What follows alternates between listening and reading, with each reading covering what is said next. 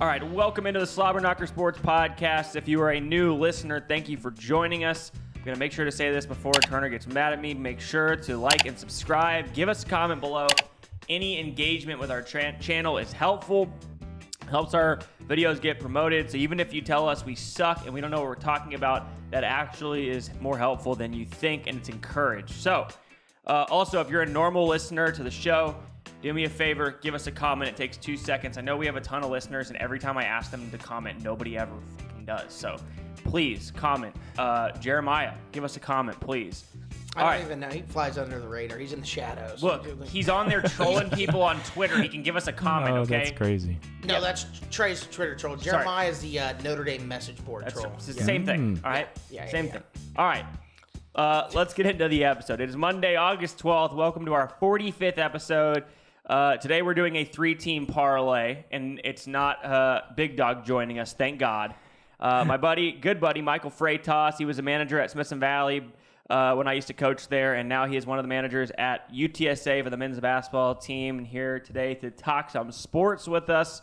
Thanks for joining us, Mike. Yeah, thanks for having me. Yeah. I've been watching it since y'all started and been trying to get on, known Coach Leak for a really long time. One of my favorite coaches I've ever been coached with and gotten to work with, so yeah. Oh, man.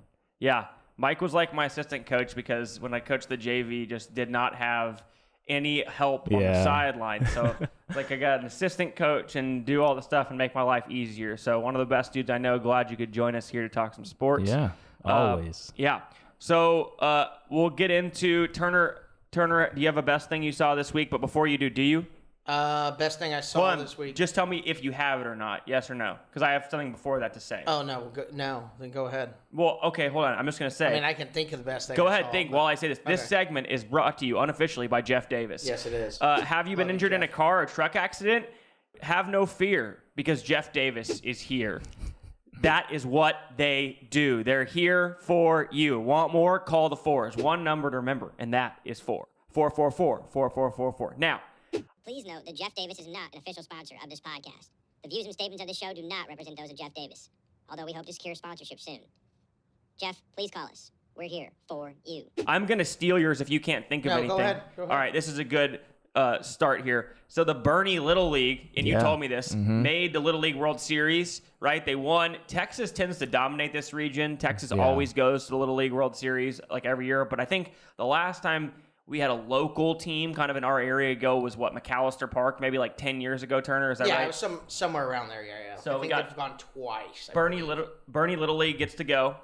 They won. They beat Louisiana in the final, and they will play. It's a double elimination tournament, 10 U.S. teams, 10 international teams, and they will play, I believe, Thursday night against Pennsylvania at 6 o'clock Central Time. So we are going to play. Pennsylvania is always pretty good, so that's actually probably a good matchup.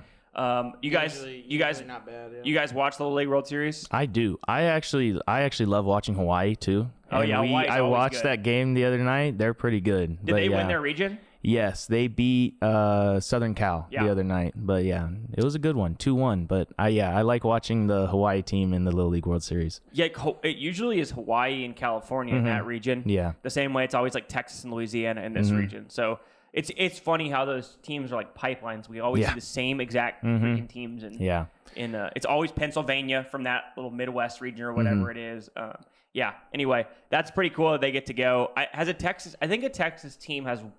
Last year, they won the U.S. and lost in the international, I believe that's correct. I think the Texas team won the U.S. championship last year. It wasn't from our local San Antonio area, but anyway. Yeah, I can't remember what happened last year. But Texas is last year I don't really remember what happened. Hawaii, and then Japan. Japan is really good. It's usually international. Caraco. Caraco usually does really well. Sorry, Curacao, whatever. Same thing. Yeah. We're a white show here, okay? We brought Michael Freitas on for some diversity here, okay? We're too white. That's pretty cool. Yeah, Bernie, that was what I was. As far as I figured you were going there. I was like, it's early. We do this show early on Mondays. It's not really not that early at all. It's 11 o'clock. It's early for me. I haven't had any beers yet. So I forgot.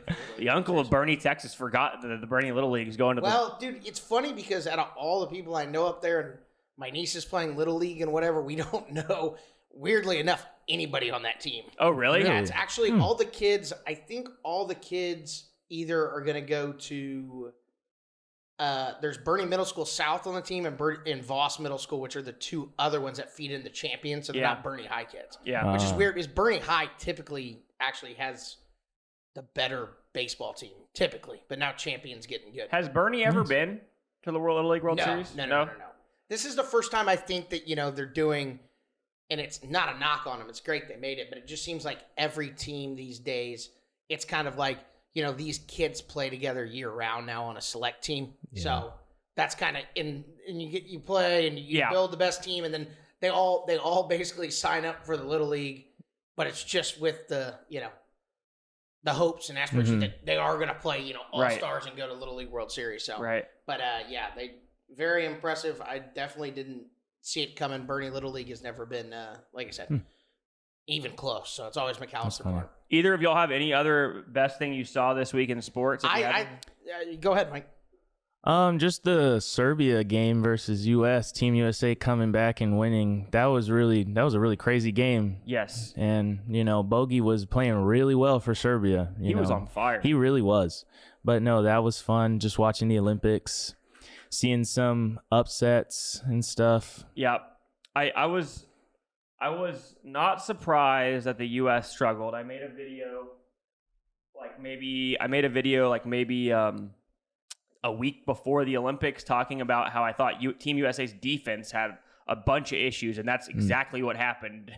Literally, like you said, they couldn't stop Bogey. Yeah. Jokic wasn't scoring a ton, but he was doing the same thing he normally does, affecting the whole thing. Actually, what I was going to go to on this was Curry's 2 performances in those 2 games. So we can talk about that, kind of jump into this topic, which is, he was unbelievable in both games. In that semifinal you just mentioned, I think he had 36. He was 2 shy of the record, right?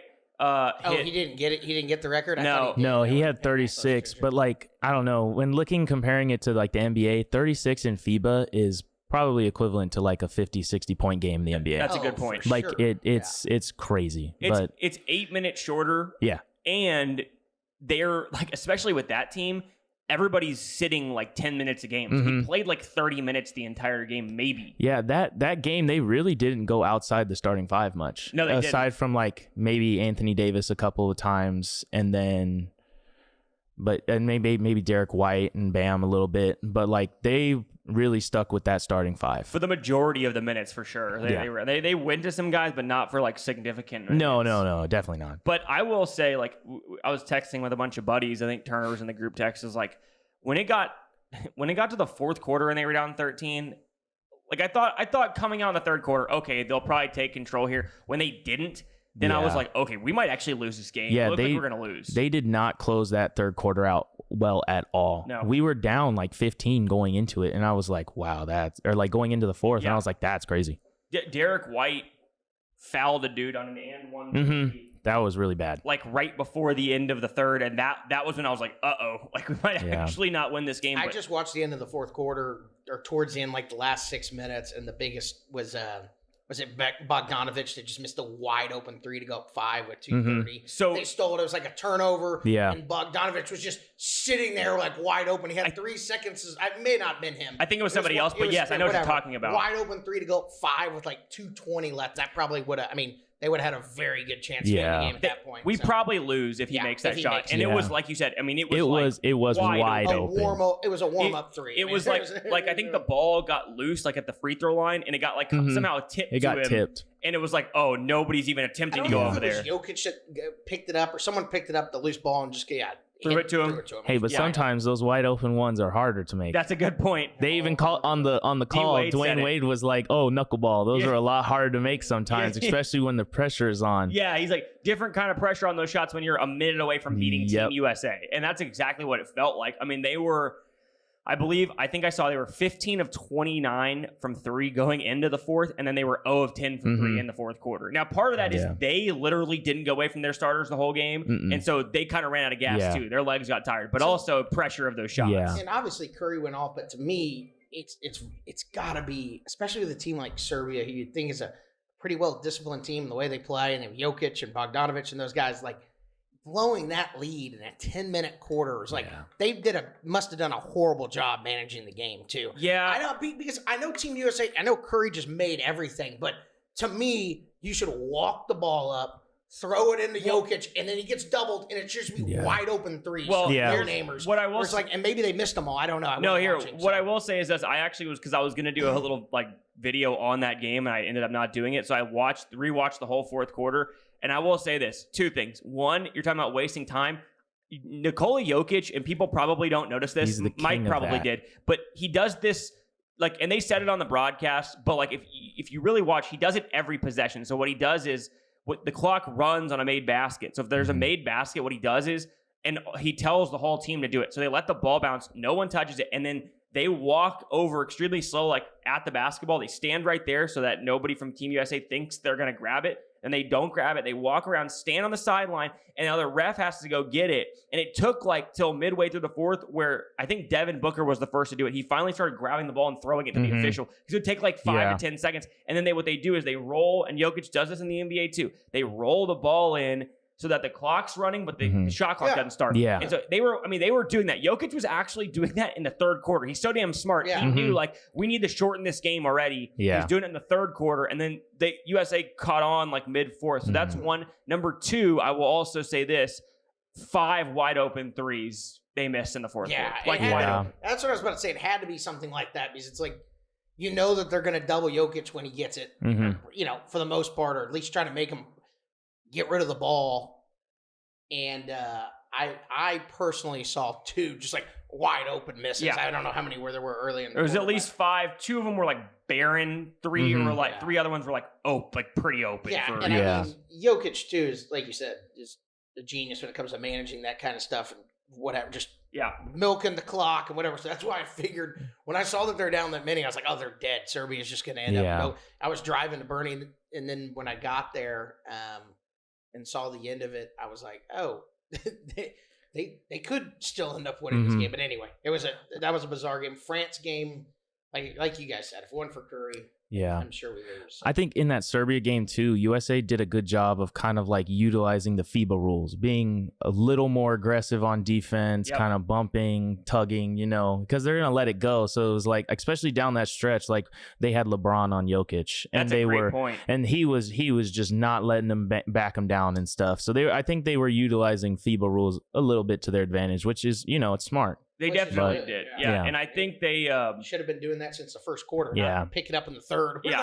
Start actually playing defense. Like, guys, you're down 15. You put yourself in a weird spot here. It was bad. Yeah. And given, I will also say Serbia was making some ridiculous shots in the first That is quarters. True. They were very hot. A lot of big shots. They were very hot. But anyway, the what do y'all, we were talking a little bit about this off air, but do y'all think, I didn't even know they gave an Olympic MVP out, but apparently they gave it to LeBron. Yeah. Everybody assumed it was going to go to Steph. Do y'all think that they should have given it to Steph? I mean, I know he didn't have a great first 4 games really, but he actually overall averaged more points than LeBron in the tournament, even with the bad first 4 games.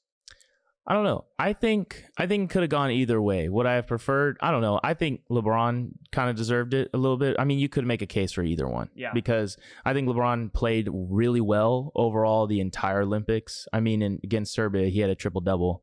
And then I forgot he did have a triple-double. And then, like, you know, he's also the leader of Team USA this year. So, I mean, most likely it was going to probably go to him. But I think you could have given it to Curry, especially him combining for, I think it was like 60 the last 2 games. Right. So, I mean, you could have made a case for both of them.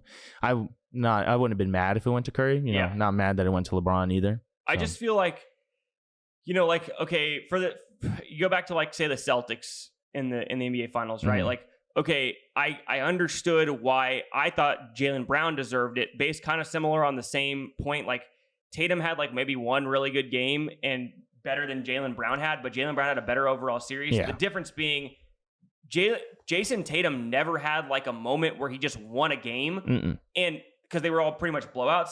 Whereas in this game, in this tournament, 2 times Curry won them the game, right? Like he hits the go-ahead shot in the semis after basically carrying him the entire game, then has the steal up 3 and goes the other length of the floor, puts them up 5. So that was 1. And then in the final, you know, 4 threes in the final 2 minutes. Yeah. Every time France cut it to 6 or 3, boom, he had a 3 and answered. I mean, it's huge. Even when he shot that one when he was double teamed, they're like, that was fucking stupid. Like that was wild. Like, I think he's the only player that could take a double teamed 3 and pass up LeBron and KD, and you're like, all right, I'm not mad at that. Any other player, you're like, what are you doing? Yes. There's 2 people open. Pass the ball. I guess when he made 3 in a row, he just deserved the right to rip the 4th one or whatever. I don't think that man is ever going to be allowed back in France. No, they got that picture of him doing the sleeve and they're like, hanging in the Lavore, and I was like, never mind. He ain't ever going back there. He is never allowed back there to what he did to them. McDonald's France said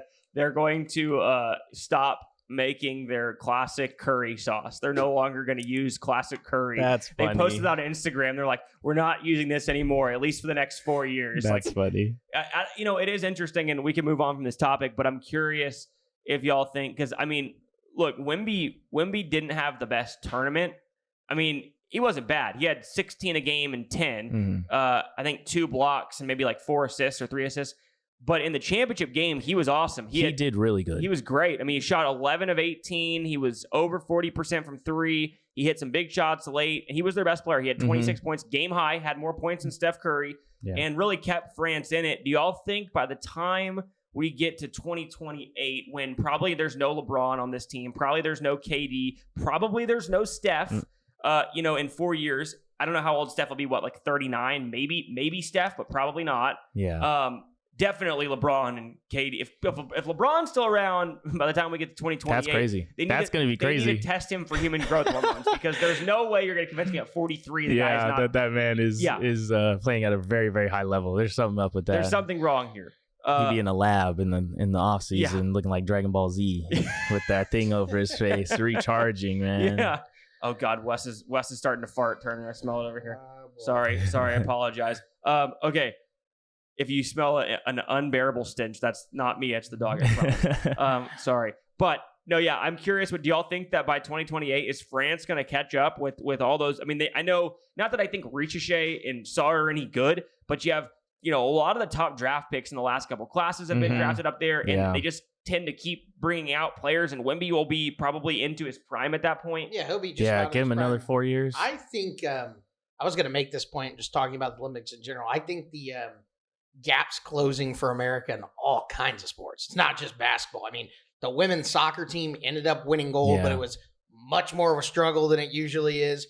Women's basketball, it could have been a tight game, but there was I was a little shocked. Yeah, that was a shock. Now, I was a little shocked. They're going to continue. Women's basketball, they'll continue to dominate, but I think, especially men's, will be favored, obviously, going into the next Olympics. But yeah, the gap I think will close significantly. I mean, it just seems that way. But yeah, in all kinds of sports, it just seems like, the women's volleyball didn't end up winning. Yeah, we got silver. Our water polo apparently had won all kinds in a row, which I didn't know that about our women's water polo. Water polo had won either 3 or 4 golds in a row and didn't even medal, but they lost in a shootout in the semis, and then I think they didn't really care about the bronze. But I will say the volleyball women's, now beach volleyball we always win, but we didn't even medal in any of them this year, which is crazy. Yeah, but the women's volleyball, like regular, we actually had never won a gold until last year. We did, and then we lost. Italy was like dominant this year. We had no shot. But yeah, no, I agree though. I think they are catching up in a lot of sports. It just seems that way. Obviously, we dominated the medal count, tied on golds with China, but it just seems like across the board that everybody else is catching up at least a bit. I mean, I think we're going to still be dominant, and we'll, still lead the medal count for many years to come. But it just seems like in a lot of sports, like especially the women's soccer, the sand volleyball, like you said, we're usually absolutely dominant. Did we end up getting a medal in sand volleyball at all? No. Right? Yeah, I think we got out pretty early. Yeah. We had the girls I wanted to win were Kristen Nuss, and I forget the other girl's name. But yeah, they lost in the quarters or the round of 16, I think. The other girls who were number 1 in the world lost in the quarters, and both the men got out before the semis, so they weren't even close. The ones that were the highest ranked, Chang and whatever, Chung and whatever, they played at USC together and they got back together, and they were the ones that they lost in 2 sets, but I think they were down like 4 or 5 points in the second and came all the way back to get it to 19-19 and then lost 2 in a row. Yeah, I did see that. Were they playing Canada or Switzerland? I can't remember who they lost to. I forgot. On the topic of that total medal count, USA did kill it at the Olympics. Yes. They had like we do every year. 126, and the next closest was China with 91. They had the most bronze, the most silver, most overall medals, tied for the most gold with China at 40. What's annoying though is I looked at like the breakdown. What do y'all think was the most gold medals China won? What do you think? Like what the sport? Event? What? Yeah, I would have to say either table tennis or diving. It's table tennis, diving, and weightlifting, and then like they're pretty good at badminton too. Yes, exactly. Yeah. So you're spot on. You got it on the first one. Diving, they won 8. They are really good at diving, and it's really impressive. Those dudes and women, they are always in sync, and I'm like, that's very impressive, I will say. And it's like they have like the Michael Jordan, the LeBron James, the Larry Bird, the Magic Johnson of diving. Every single one. Going straight to the gulag if they don't get fucking up. My brother, he was saying the same thing. He's like, this is why it's called the Olympic Games. You got fucking China winning diving, table tennis, and badminton. Yeah, like, I know. Those are fucking games. Okay? I will say they are pretty good at swimming, though. So they have some good ones. Topic to talk about actually. So they got caught juicing supposedly last time at the Olympics, and it didn't come out until about a year ago. And they supposedly were much more strict on testing them this time, and they won a lot less medals this time. I think they only won 2 golds in swimming, and one of them came like the very last relay, and 2 of the swimmers on that relay team were 2 of the swimmers who juiced in the 2020 Olympics. So it was a big topic of discussion for the last event. Yeah, like blood dope and doing the Lance Armstrong. Well, but Mike was right. 8 in diving, 5 in table tennis, and then 5 in weightlifting, which I didn't know. Weightlifting's interesting. My brother was just going over that. Yeah, that's actually the gold medal they got on the last day to tie us. Was a one in the because we knew we were going to win women's basketball and had already won. I knew that we were going to win that one. Okay. Did y'all see this? Well, actually, before I do that, I got a couple of trivia questions for you about the Olympics. So see if y'all can answer these. The United States obviously leads all countries in all-time Olympic medals in the Summer Olympics. Oh. Can you name the countries that round out the other top 5 about just the Summer Olympics, the next 4? The next 4. Australia is not one. China. Out of the next 4. China's 3. 1. Japan is not in there. Japan was up there this year, which I was surprised. Yeah, they were. I think they haven't participated long enough to be up there. I think that's why. Russia's got to be in the top. Russia, Soviet Union. I was going to say, the Soviet Union thing is still up there from way back in the day. It's that crazy. They had it. They were just as dominant as the U.S. is, basically. If you do by so if you combine Russia and the Soviet Union, they're second. But even just with the Soviet Union not competing since the 80s, they're still second. They're still second. I looked it up when I was watching, and I was like, that's really impressive. Crazy. I also saw another thing. They were like, if you took just the state of Texas, we would finish top 6 in gold medals. That's actually because nuts. The amount of athletes that are from Texas that compete for the U.S. That's actually crazy. I didn't know that. That's a wild stat. Yeah, the other 2 are Germany and Great Britain. So it's Russia, China, that Germany, makes sense. Yeah, France and Great Britain. France and Italy, I think, were like 6, 7 or something like that. Yeah. Okay, question number 2. The United States is actually second in the Winter Olympics overall and gold medals. Can you name the country with more Olympic and more gold medals than the United States in the Winter Olympics? The Winter Olympics. Not Soviet Union. No. They're an actual country. Is it like Sweden or Switzerland? You're very close. Is it Norway? Norway. Yeah, that makes sense. All the skiing and they win all the shooting. They always win the, what is it called? The biathlon. And all this stuff like that. Yeah, we don't do so well in the Winter Olympics, but the Summer Olympics, that's a lock for the U.S. every year. It's crazy that Norway dominates that, though, because it's such a small country, too. Yeah. I know that's what they do there, but it's still crazy that they... Yeah. I will give away a whole $50 if y'all can get this next question, but you only get on your first guess. First guess. I'm a little bit nervous here. If you guys know it, you might want to just throw this. I don't have $50. Only one country has ever competed in the Summer Olympics and never medaled. Who is it?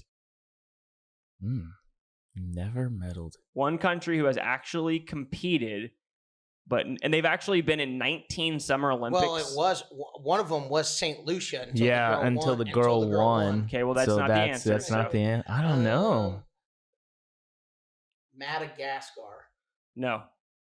I don't know. I can't think of anyone. Liechtenstein. Liechtenstein? Thank God I was sweating that one. I did not want to have to pay $50. Okay, sorry to the viewers. That's funny. Okay, let's see. All right. Let's see. Oh, last thing I wanted to ask y'all. Did y'all see this? Do y'all know who Jordan Chiles is? Yes, the medal controversy. Right? So yeah. So did you see this, Turner? Okay, so Jordan Chiles is like probably our third. I know who she is. Yeah, she's probably our third best gymnast, right? Mhm. Behind Suni Lee and Simone Biles. Simone. So she was a finalist in the floor exercise, and I actually watched this live. So she was the last one to go. Basically, Rebecca Andrade, crazy cool story for her. She had torn ACL in both knees, and I think had never won an individual gold, and came back this year last time and ended up Simone didn't quite score well enough to get gold. So Simone was in silver, Andrade was at gold, and like based on the difficulty, they know like, okay, nobody's jumping either of them. So basically it was just to determine the bronze. So this girl named Ana Barbosu from Romania, she's 18. She had never had an Olympic medal. She was currently sitting in third with Jordan Chiles left to go. Only one left to go. Jordan Chiles goes, and literally, even the commentators afterwards were like, that's probably not going to do it. But she's like, it's going to be close, but like probably not going to do it. Jordan Chiles walked off like, she had a couple of deductions that were like pretty obvious. Score comes up. It's like barely below Barbosu. And she finishes fifth because it's literally all within a tenth of a point. Less than a tenth of a point. So Barbosu, at that point, nobody else goes. Barbosu has won the bronze. She's emotional. She's 18, but she has no medals because Romania didn't win a team. She puts the flag on. She's super like crying, like very emotional. She's on the stage. 3 minutes go by, and she's literally walking around with the flag, like celebrating this like poor girl. And they're like, "Oh my gosh, there's been a score change, and Jordan Chiles has won the bronze." And so this poor girl who was sitting up there thought she won the bronze and was celebrating. And then Jordan Chiles, literally, it was like a movie, like picks up the flag and starts cheering, and everybody's cheering, and she like runs past the poor girl. Yeah, that was wild. Yeah, she was like bawling her eyes out too. She had a bronze. She basically just had a bronze like ripped away from her. Gymnastics, you know, soap opera. Gets worse. Yeah, gets worse. It's messy. Gets worse. So Jordan Chiles wins the bronze.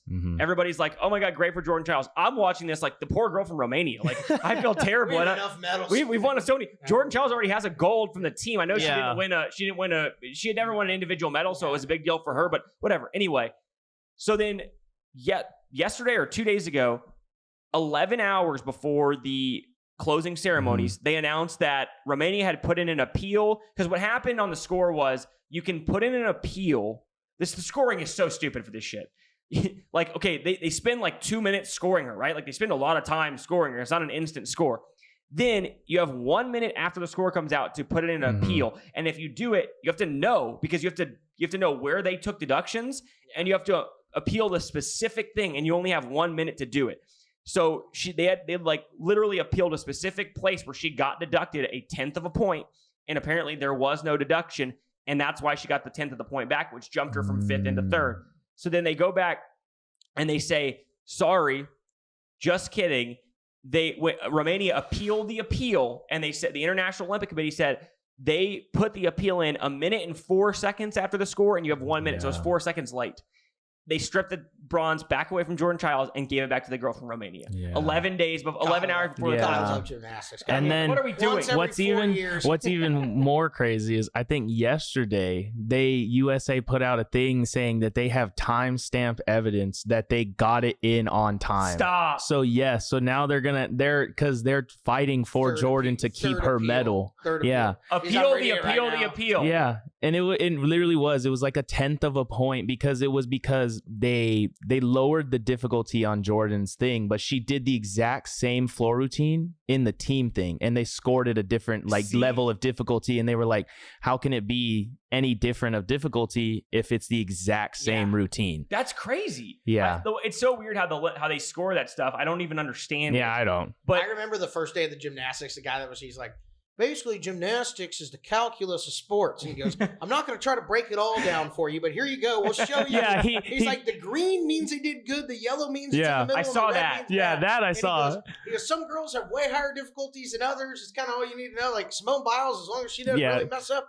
she's going to win. Simone is literally in a league of her own. Like she gets graded on her own scale because it's like if she got graded on like the normal scale, she would obviously get green every single time. Yeah, but isn't that crazy? Like, we were talking about this last week. Like, okay, it'd be like, okay, if you're playing a basketball game, like one team's max points they can score is 100, the other one's 85. Like, there's you can miss 15. It's crazy, 15 man. free throws and still win the game as long as you. Yeah, she's ridiculous. What? But no, this Jordan Giles situation is very, very messy. It's messy, and it sucks for all involved. Like the two athletes involved, it's really messy because it's like you're stripping the bronze back and forth from them. It's ridiculous. And you know what I think too, this is a problem because like it's all such a close race. There's a girl in between the two scores, so the 10th of the point that they're going to give her back, it's not the difference between 4th and 3rd.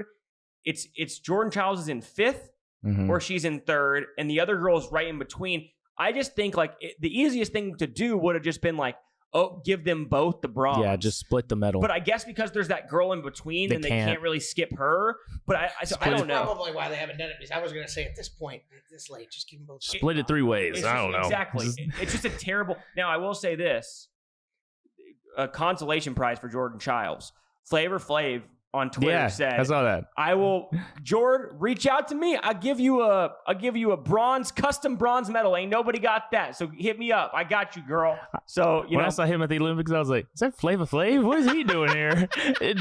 That's another thing. The amount of people that go to the Olympics and like just the mixing of worlds there is awesome. really funny to see. Like the girl from Law and Order SVU was there. I was like, yo, what's she doing here? That's crazy. And then Snoop Dogg was there. Yeah, I love Snoop Dogg. Snoop Dogg got $500,000 a day to go there. He was like the unofficial USA mascot.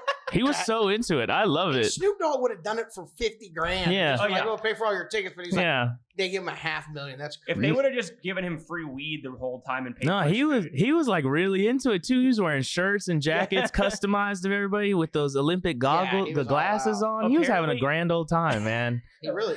I was happy for him. And then Martha Stewart was there when they were at the equestrian thing. I saw that. Apparently, Martha Stewart and him are friends. They're like good buddies. Yeah, she's trying to get him into horses because I think Snoop's like scared of horses, and she has like a stable, and they're like, yeah, I bought him a horse, but he won't use it. And I'm like, that. I love how much he loves the equestrian thing. Yeah, it's awesome. They were watching. They had like them mic'd up for the equestrian, and he's like, oh, so the horse has to remember the whole exercise. That's crazy. And Martha's like, well, I don't think the horse memorizes it. I think it's more of the person on him tells the horse. Yeah, they coach him through the whole thing. And he was like, oh, so it's like teamwork make the dream work. I love Snoop, man. He's amazing. Like, he narrated the like This Is Earth deal. Have you seen those videos? They're hilarious. No. Dude. Yeah, it's like he goes. They did like I think it was Discovery Channel did it with him. Oh, he did, yeah. like 4 episodes of like Earth or whatever it is. It's like he's like.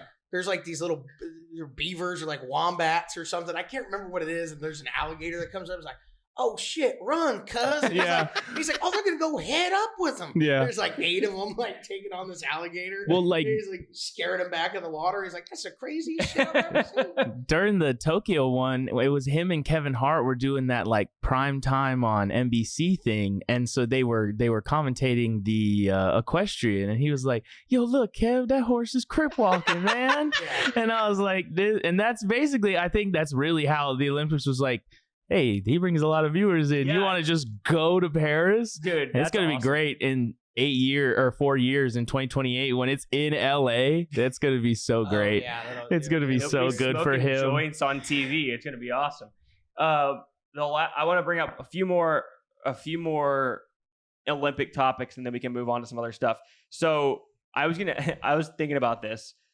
You guys tell me, I might just be stupid, right? Like I cheated in physics in high school, so I may not have any idea what the fuck I'm talking about here. But I watched a lot of the track and field the last 10 days. I don't understand this. Explain this to me. In the pool, these swimmers are shaving every hair off their body, right? They're trying to be as aerodynamic as possible. I don't know if aerodynamic is the right word because they're in water, but regardless, they're slippery. There you go. Thank you. Oiling up over there. Smooth skin. Smooth skin. That's right. Glide through the water. And they were talking about like, every little thing where like the swimmers are learning about like ducking their heads to like take a second off their time or, whatever. Yet in track, the sprinters wear all this jewelry. Yeah. They have like chains, long hair, chains. Yeah. I mean, Sha'Carri Richardson has fingernails that are holding her back. That's crazy. Fucking parachutes. They're dude, Hey, she's a speedster though, man. She can go. She can go, but how fast could she go? Would she have won the gold if she didn't have her fingernails? I don't know. Is that? Am I dumb? Is that a thing? I've definitely thought about that before. Right? Like, why would we running with the chains and all that hair? It's got to slow you down a little bit. Keep in mind the guy that did win the 200 from Botswana. He's bald, baby. Yeah, he's bald. There you go. He's bald. He's That's bald. probably why he beat Noah. But dude, Exhibit A. That was actually gonna be my favorite thing I saw in the Olympics was Noah Lyles jumping around like he's a WWE wrestler. Like that man's pregame routine is crazy. Getting in the blocks and then immediately losing and sticking on a COVID mask and getting in a wheelchair like he's Paul Pierce that just shit his pants. It's one of the greatest Olympic moments I've ever seen. I've never seen losers limp quite like this guy. That's terrible. The only reason I lost was because I got COVID, which I'm sure if he actually did and was running with a fever, that obviously didn't help. But to not just do an interview and be like, yeah, I felt like shit. I tested positive for COVID on Tuesday, whatever. To instantly stick on the mask and sit in a wheelchair is one of the funniest fucking things. Well, like leading up to it, he was in like the Olympic Village, like walking around with a mask on. And then I noticed it after the 100 and I was like, I just thought it was because he has asthma. And like people with that, like they'll just walk around outside with a mask so it doesn't affect them.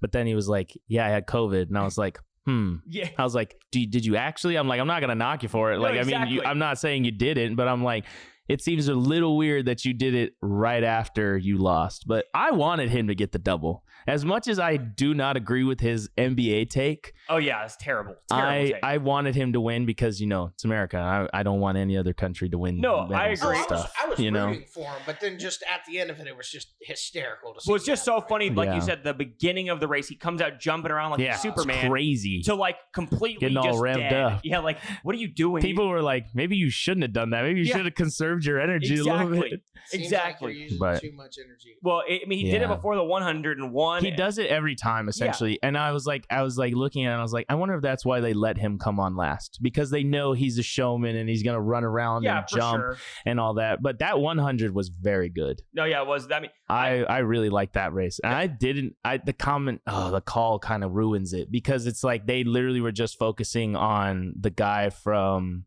Was it Jamaica? Or no? Yeah, he was Jamaica. Yeah, it was Jamaica, and then it wasn't Fred. It was it was Fred. Fred Curley was, because they were right next to each other, and Noah's like on lane like 7. That's right. He's like out of frame, and then you see it, and then you're like, oh wow, Noah won. That's crazy. But the call kind of like ruins it because they're just focusing on them too. Yeah, they basically said like the guy from Jamaica won. Yeah, they were like, yeah, he won. And I remember I was like, I said like, how do they know? It looked like it was a dead heat. How do they know who won? How did they know? But usually they're right. And then, of course, even Noah even said afterwards, like, I think he got it. He thought he lost too. I told this to Turner. I almost think that, and I'm glad that Noah got it and he won. But I almost think like if you're going to the thousandths of a second, it almost should just be a dead heat. Like if you're tied in the 100ths of a second in this pool, you're tied, right? Like they wouldn't have had a. But so I didn't even know you could do that. It was crazy. But yeah, I am glad he won the 100. Apparently, the U.S. is just cursed in the 4x1? The 4x1, the relay. Yeah, they won the semis by like 2 seconds, and then they just get like 7th and get DQ'd last year. I mean, they haven't medaled in that. I don't know how. Did you see the mixed relay? When we they lost, won the world, they ran the world record in the semis, and then didn't even win in the last. That was that hurt. That hurt when I saw that, and I saw a Netherlands chick approaching. I was like, no, I know she's gonna take it. Yeah, and she did. Hey, but Sydney got revenge on her in that 400 hurdle. Dude, she's crazy. Sydney McLaughlin is unbelievable. You know what's even weirder? That she doesn't run the regular 400. Did you see her in the relay? She killed everybody. She ran the fastest split in history. Yeah. It's so weird that she didn't run the regular 400. I know. I don't get it. She literally goes over those hurdles like they're not even there. It's hilarious. Like they showed in the last Olympics her going over the hurdles. She would have gotten 5th in the regular 400. Going over the hurdles. Yeah. She ran almost like a sub 50 in the regular hurdles. 400. Yeah. I was like, that's You know what's crazy. even weirder? She switches her legs too. Like Does I she noticed really? it. Yeah, like one she'll jump over right leg first, and then the next one will be like left. And I was like, I thought you're not supposed to do That's that. They crazy. usually. And then I was watching a thing because like I think it was Complex or something. They're like do the 10 things whatever athlete can't like leave the house without. And then she like had a pair of glasses, and they were like, oh, do you wear contacts when you run? She's like, no.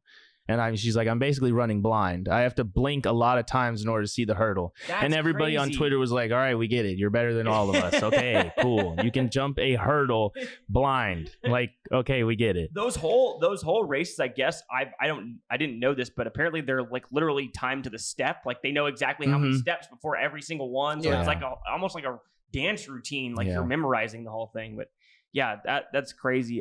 It does suck. I was a little bit depressed that the Olympics were over because you got to wait I guess 2 more years for the winter, but 4 more years till it comes. But it is cool, you know, that it's coming to America. I say that's on my bucket list. So if you're ever going to go, I guess that's the time. Where is the winner? I don't know, actually. Good question. Another thing on the Olympics, though, what was it, the 400 where we won? What was his name? That guy that looked dead and then just... Yeah, he had the lead. They passed him, and then he ran back by. And then, like, on that last, race. coming around the last curve, he looked like he was gassed. He was running all, like, his mouth was open, and then he just dug and won. I don't know what his name was. I didn't even... It was the regular 400. Yeah, the regular 400 for the men's. It was a great race.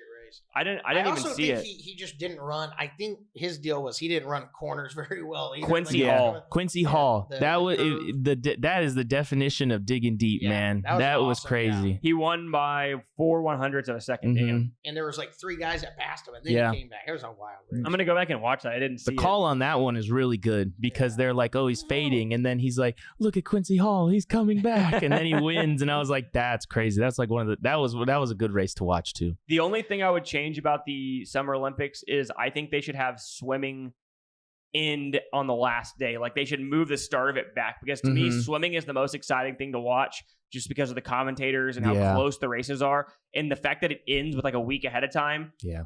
That's the only thing. Like, obviously, it doesn't matter. You're going to see the races anyway. But I think it'd be cool for the swimming to kind of determine the medal count at the end. That's like the most exciting thing. Yeah, you could throw breakdancing at the first. Oh, gosh. Speaking of that, did y'all see the Australian girl? Gosh. Poor girl. God, I mean, what was it? How did she qualify? I don't know. How do you even qualify for breakdancing? How do you judge that? That's I don't a good know. question. I don't know. It's a new sport. It's the first year. So by the way, we'll see.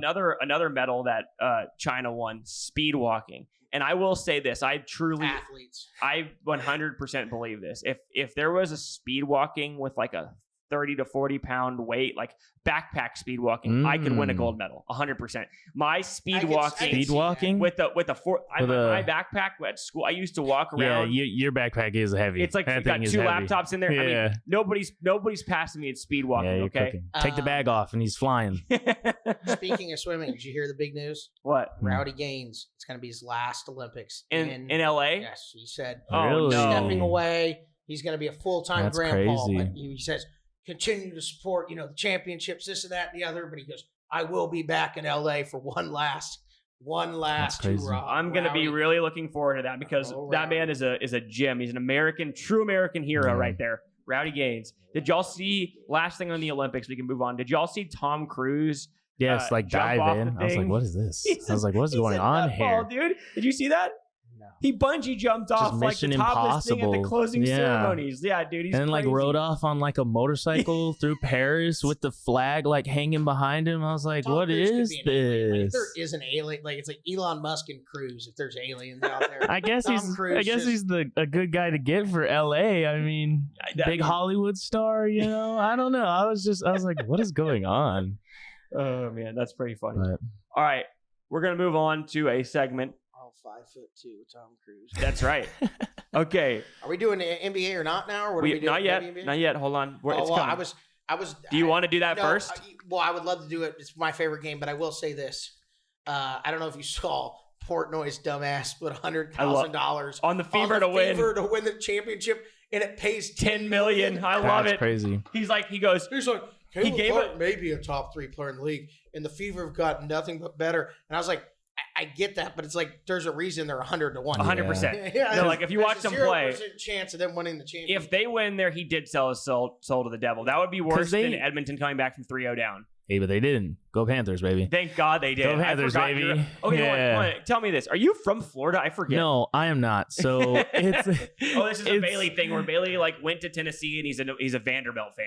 Yeah, no. So it's the Florida gravitation is just because I'm a Dolphins fan. I have been because my dad was one, so I've been raised one. And it's just like I've been getting into hockey the last 2 years, and so I've been watching them, like the Panthers, because they've been in the playoffs. 2 years to watch them. So call me a fake fan. I mean, it doesn't matter. I mean, I'm not really into hockey, but I've been a Heat fan for a very long time too. So it's just kind of like the one that's out of place is me being a Michigan fan. Yeah, that's what the heck? The one. How did that happen? So it was when I was growing up. Whenever they had a special.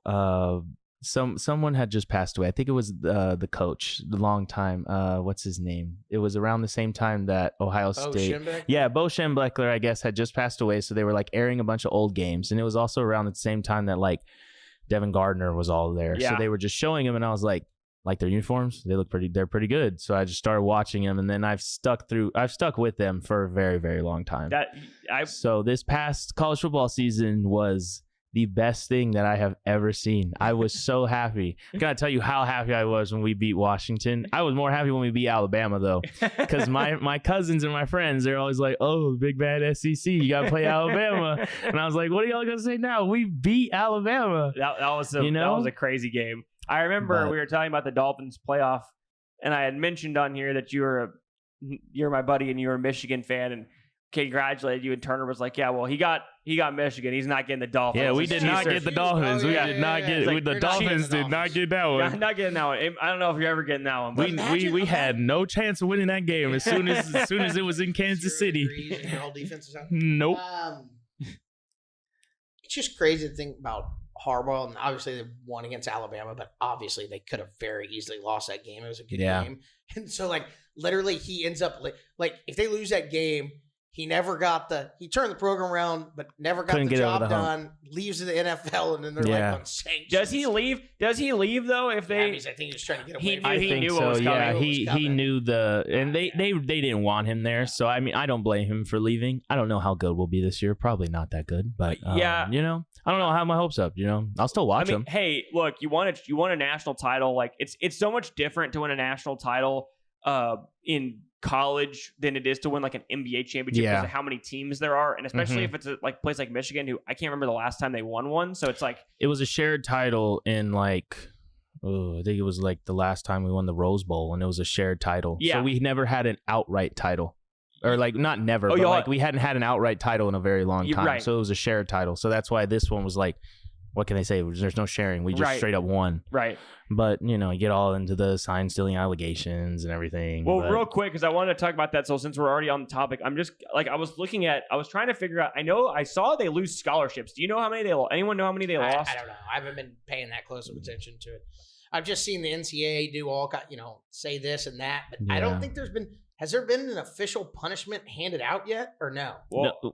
To Harbaugh, I know they said it's so. It was stupid. the 4-game suspension, but it wasn't even for the sign stealing. It's for him buying a hamburger for one of his recruits, and it's just like he's never gonna come back to Michigan or college football in general. So it's like giving somebody docking pay from you after a job that you haven't worked in 2 years. Yeah, like you're fired. Like that's what Mike Greenberg said on Get Up. That's like with my other company saying hey, we're deducting your pay $1,000. All right, cool. You don't pay me anyways. But if you come back, you owe us $1,000. Yeah, but no, I know they did something to Harbaugh. I'm just talking more as the university scholarships. No, they are they already said they're not going to strip the national title from them. No, they're not going to strip. But I did see that they.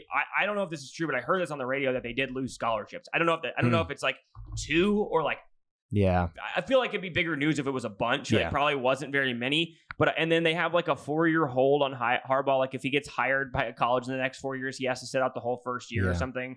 But it's just so stupid. I know Sharon Moore is still under investigation. Because of those text messages. Essentially, messages. Yeah. But you know what's even funnier about Michigan? The fact they're doing this. So their home opener. Harbaugh is their honorary captain. Dude, I saw that. So funny. Dude, they're basically just I love it. I love it. I love it, man. Huge I was so happy face. for Harbaugh because the way they treated him, I was like, I'm glad. I knew he was leaving as soon as we won. I've always liked Harbaugh, and I thought there was a good chance he left if y'all did win. I was curious to see what happened if they didn't win. But I'm still disappointed that my Longhorns didn't get there. I think they would have given... I was really looking forward to that UT and Michigan thing because my cousin is also a very big UT fan. So I was like, this will be perfect. Me and him were actually going to go, but then we looked at tickets and we were like, never mind. We're not going. We'll watch this from home. That's right. Yeah. Oh, $1,000? Yeah, $1,000. Yeah. Would I have loved to go to the Rose Bowl? Yes, but not financially possible. Not to mention the travel and all that. Yeah. Unfortunately, Texas and Michigan do play week 2 this year in Ann Arbor. In Ann Arbor. That's going to be a fun game. Texas is like a little bit of a short favorite. Texas, I don't know if y'all saw this, had a huge loss 2 days ago or 3 days ago. Their running back? Yeah, CJ Baxter, the All-American out of... Is he done for the year? Yeah, he tore his 4 ligaments. Blew up his knee. Running backs cannot stay healthy. Yeah, but that's a huge loss for them. Like, huge loss. I still think we'll beat Ohio State. I don't care who they got. They got Judkins. I don't care. It's crazy how much money they have spent to go get guys. Like, if they don't win a national title this year...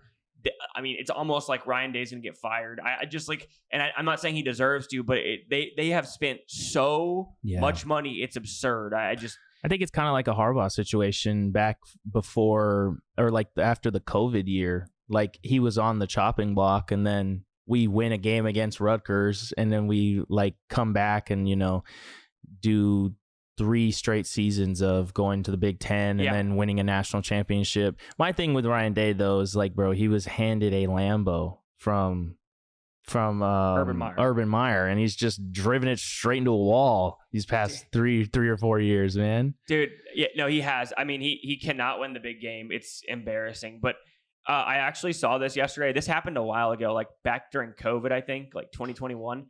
But have y'all ever see the video where Urban Meyer's doing an interview and he's like, I don't think he's coaching. I think he's like done at Ohio State, done at Jacksonville, I think.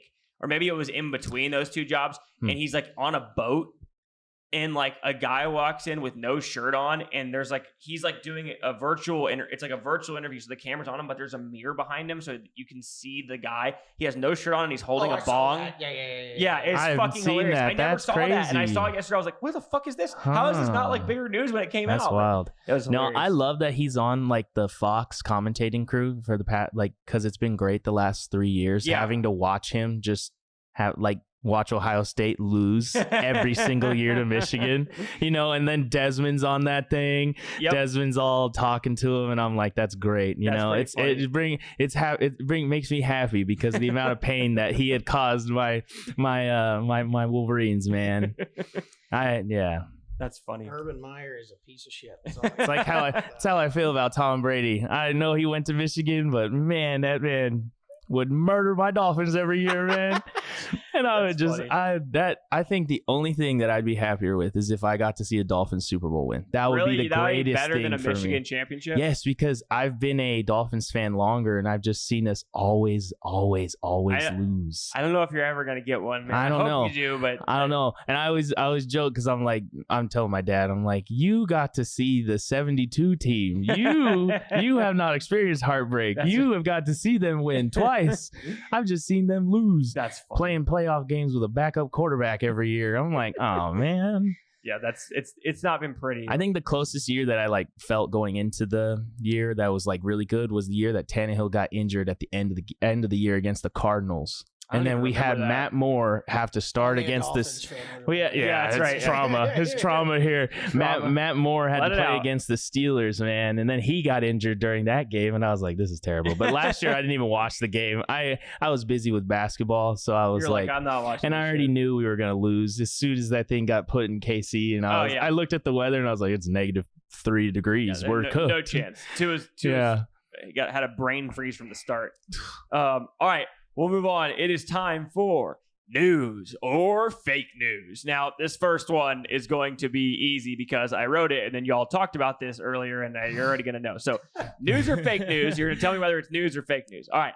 Number 1, Stetson Bennett throws 4 interceptions in a preseason game last night against the Cowboys, but goes on to throw the game-winning touchdown with 4 seconds left to beat the Dallas Cowboys. So, if we wouldn't have talked about this, I would have just said yes for the simple fact that I knew he threw 4 interceptions and I didn't watch the end of the game. I knew it was a 1-score game. So I'd be like, That's so random that it has to be. And I feel like that's like really specific, But yeah, that's definitely news. The mailman. I just was texting Dylan about how bad I was like, dude. And then you look at, like they're showing the camera angle from behind. You're like, where on earth is he trying to throw that? Like, there's one guy across the middle. Like, he's throwing it into the 3 Cowboys. It's not like it went off a guy's hands and it's picked off. I'm like, where the fuck is he needs that. He needs that GoPro that they use at the training camp to track where he's throwing. The VR, the mailman. He delivered. Yeah. He will be a mailman in the next 6 months for the U.S. Postal Service. He is going to be done in the NFL very soon. Is that a guarantee?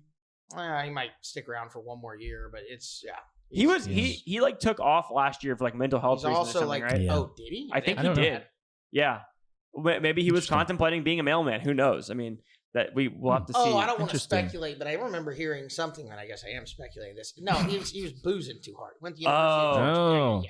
Dude, University of Georgia, man. There you go. They're crazy. They booze there. I mean, the truth of the matter is the guy was a walk-on, and he was surrounded by 2 of the most talented teams in college football history. Like, you could have thrown 50 college quarterbacks into that system and they win a national title both those years. So I don't think it's like any surprise here. All right. Well, actually, quick question since we're talking about this game before I move on to the second one.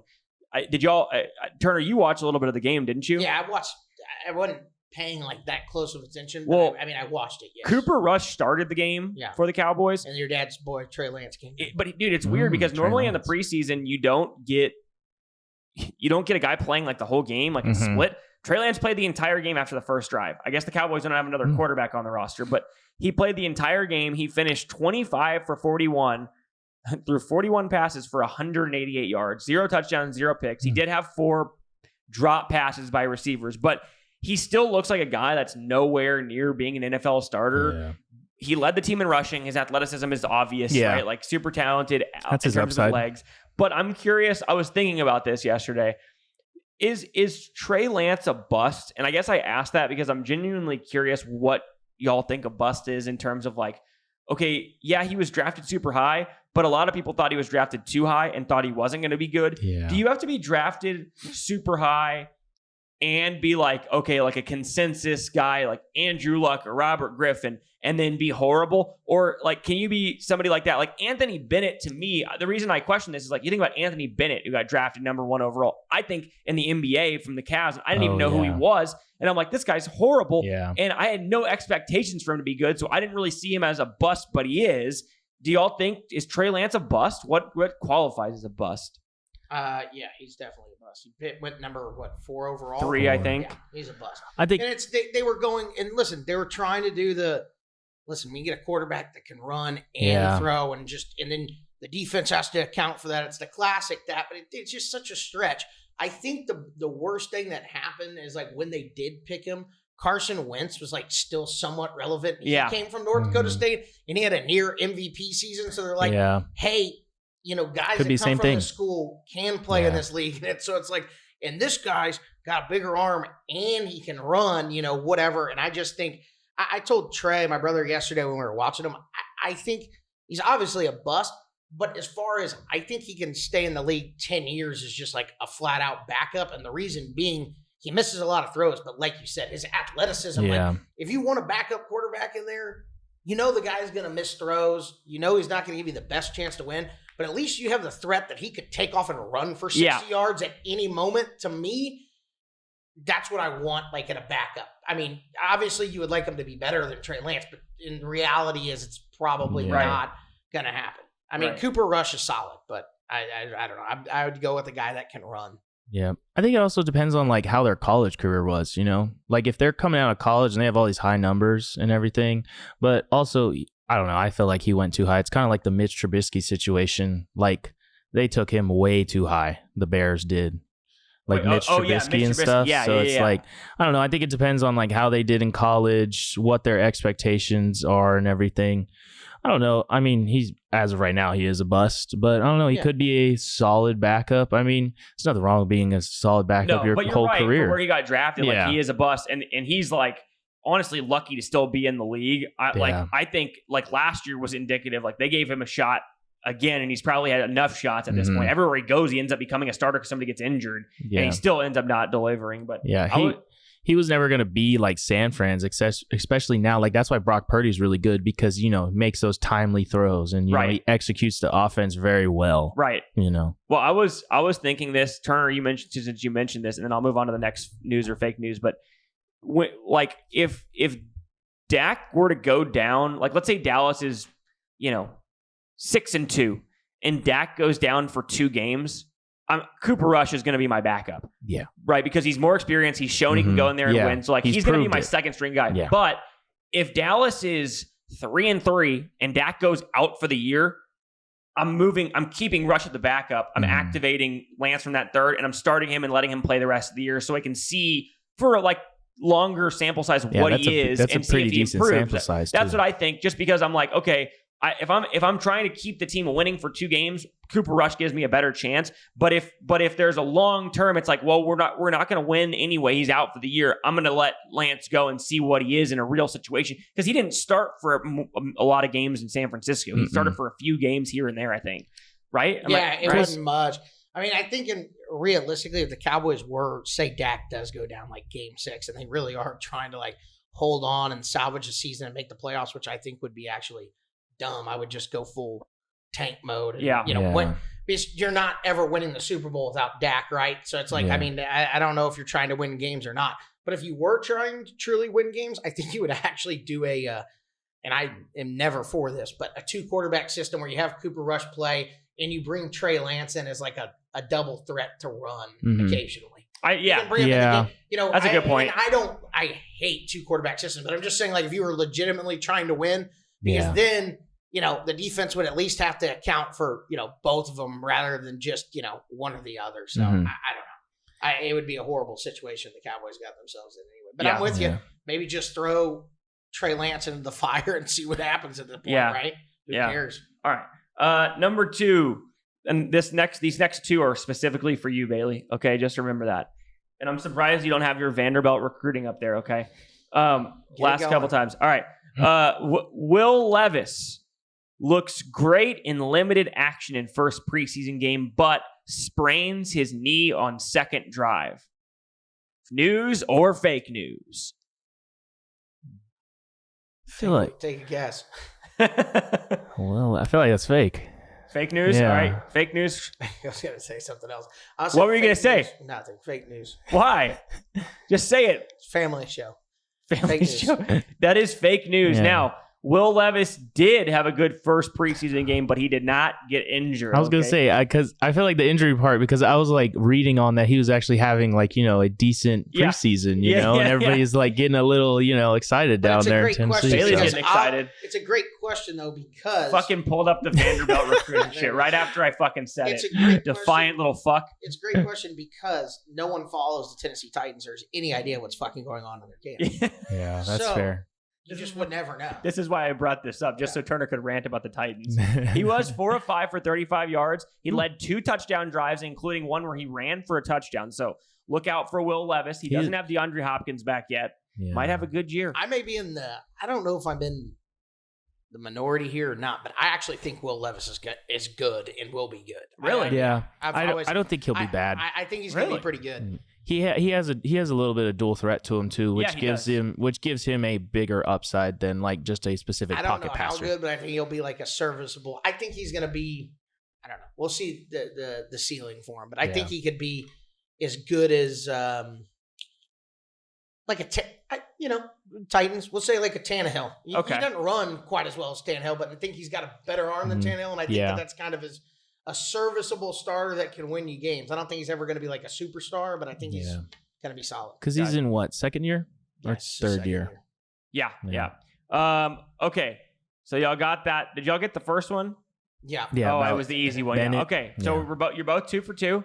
See if we can keep it going. Number 3, news or fake news? Star collegiate running back, and I mean star, out of the University of Tennessee, straight from Knoxville, Jalen Wright shines in his NFL preseason debut. News or fake news? I know this is news, and the only reason I know this is news is because Dylan looked it up because he drafted him in fantasy football. Yeah, I know this too because he's on my Dolphins. Bro, baby. he ain't gonna do shit. That's A-Chain's job, brother. A-Chain can't stay healthy, baby. And Mostert's a dinosaur. All right. by the end of the Mosert's year, made of glass. That's He's right. the one that- That's right. So he'll be the number 2 back, and A-Chain will get hurt, and then Jalen Wright will take over, and he's going to be a stud. I think he's going to be solid. I think he's a big playmaker. I hope he is, because I had a pick at the end of the 3rd round, and it was between him and Jatavion Sanders, and that's my Texas boy. And I went with Turner. I swear this is true.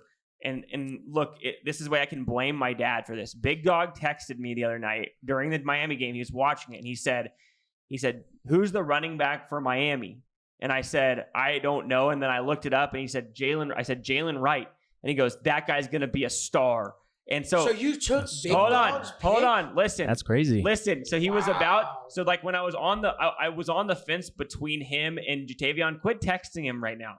Wow. I was on the fence between them, and I was like, you know what? I would normally go with my Texas boy, but I want to draft this guy because then I can blame my dad if he just busts completely. And I thought also he's from Tennessee. Bailey will think that's funny. It'll be a good topic for the podcast. And, normally when I drafted, this is a true story. And actually it ends up not being as bad after last year. But in the Dynasty League, quarterbacks are more valuable in Dynasty anyway. And in our league, they're more valuable. We start 2 of them. They score more points than anybody else. But I had the 4th pick overall. And Josh Allen and Dak Prescott were both there. And I literally said out loud, I know Josh Allen is better and going to be better, but I don't want to have to root for Josh Allen for the rest of the next 10 years. So I drafted Dak. And I stuck with my heart, and it's cost me championships. So I wish I had done the opposite. So instead of going with Sanders, because I knew he's from Texas, I went with the Jalen Wright there. Well, I don't know how good Josh Allen will be this year without Diggs. I don't think he's going to be great either. I'm not a big fan of Josh Allen. That's a little bit biased. I actually do like Josh Allen. I just don't know. I think the Bills are going to take a big step back this year. Yeah. Okay. Last one. Dylan Gabriel has jumped Quinn Ewers as the Heisman favorite in the 2024-2025 NCAA football season. News or fake news? He's at Oregon, right? He is at Oregon. Yeah. He was at OU last year. Yeah, he was at OU last year. I'm going to say that is news because I heard someone talking about it the other day. I don't know. I feel like that might be fake. Are you going to go with news or fake? I'm going fake. It is actually news. Yeah, that is actually news. Dylan Gabriel has become the Heisman favorite. This was a couple weeks ago that the odds changed. He was, I believe, Quinn Ewers and Carson Beck were 1-2. Oh, Carson Beck. I don't know, man. I think both those players are very good. I mean, you look at the top guys, like listen to this list. It's kind of like pretty shitty. Dylan Gabriel's first, then Carson Beck, then Quinn Ewers, then Jalen Milroe, then Jackson Dart, then Will Howard. I mean, none of those guys jump off the page at me at all. Like, are those just Will Howard go? Ohio State? Yeah, he's at Ohio State. I don't think he's going to be very good. I think he'll be okay. And they have so much. So is that just the straight up Heisman list? Like that's filled just with Vegas quarterbacks odds. Now? That's the top Vegas odds. So Dylan Gabriel's 7-1. Travis Hunter up there higher. Let's see. Well, yeah, it's because they're just Shador's 30-1. He's like the 14th favorite. Whereas Travis Hunter is like the last guy on the board. He's 50-1. Interesting. Cade Klubnik 50-1. Cam Ward 20-1. Garrett Nussmeier out of LSU 20-1. Anyway, so that is news, but it's not really exciting news. I think I said this after the Rose Bowl. I think Jalen Milroe is going to get that Heisman this year. Really? Yeah, I think he will because I think he actually didn't look bad throwing the ball in that game. In that game, I agree. So I think if he continues to build on that, and he's already going to have that terrible taste in his mouth that he lost, so I think he could go on a tear, and he is very elusive. Like in that game, I was like, bro, we cannot tackle this man. He's unbelievable running. But I don't know. I think he could very well win Heisman, and I think a lot of people are not talking about it. So it's like he definitely could. What are his odds? I'm gonna go 10-1. I'm gonna go with who am I gonna pick to win the Heisman? I'll go with the Ole Miss kid, Dart. Ooh, Jackson Dart. You're high on Ole Miss this year. He's a good quarterback. That offense, they go so fucking quick, and they're just gonna score a gazillion points. I think. Where did Riley Leonard go? Notre Dame. That's right. He doesn't put up enough good numbers. You know what? Actually, looking at this, and I don't like Jalen Milroe.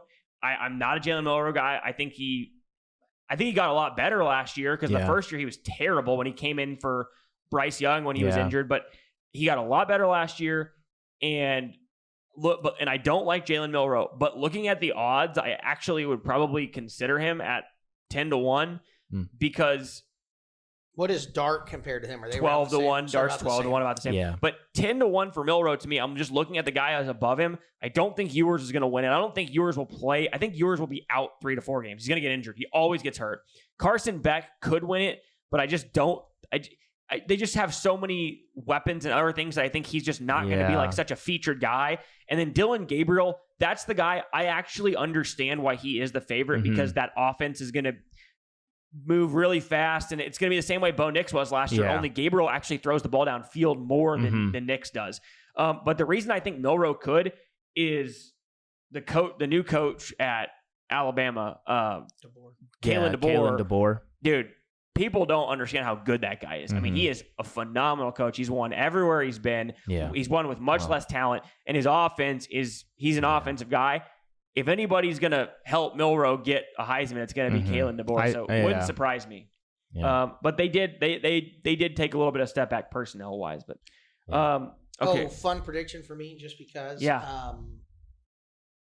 You're going to see Colorado turn into an absolute dumpster fire this year. They're going to lose week 1. Were they not a dumpster? No, they're going to be worse. They're going to be worse. Worse. They only won 4 games last year. Yeah. Yeah, they might win 4 this year. But I guess that's more of a disappointment this year. But yeah, it's way bigger. And they're also, and if they lose week 1, apparently there's all kinds of crazy stories going out of training camp of fights and the culture being horrible. But they're like trying to keep it together. And if they lose to North Dakota State, the wheels are going to fall off the wagon right away. Like all this stuff, like we're bad. We got the swag and we're going to come out. Last year was just a rebuilding year. Now we got all our guys. If they lose to North Dakota State, it's going to be hilarious. I'm looking at their schedule right now. They have North Dakota State.